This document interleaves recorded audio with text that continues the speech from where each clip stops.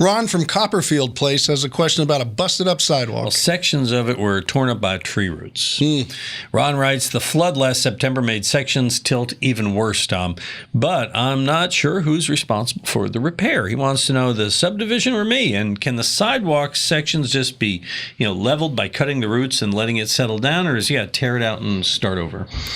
Well, it's an interesting question. If you were in a city, a municipality like Houston, the sidewalks are theirs, and you'll see them go around and sometimes try to repair them or put them in, not necessarily always. Now, nobody is going to bother you if you want to tear it out, get rid of the tree roots, and pour a new sidewalk. They would more than welcome you to do that, and a lot of people will take it out of their own pocket and do it. Now, this is a Copperfield area. I'm pretty sure that's county. Yep. And you have an HOA, I'm sure, and that's a phone call you're going to make to them. Say, hey, do you replace this? And I have a feeling the answer is going to be no.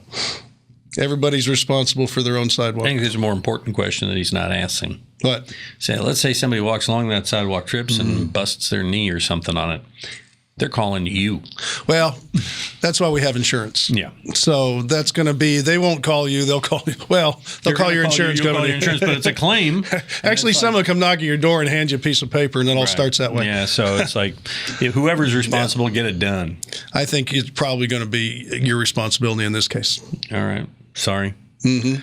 We answer all questions. Some are good, some are happy answers, and some aren't. But when you send us your question, HomeShowRadio.com, we will answer them. Check out our videos over here. And, of course, subscribe to our channel.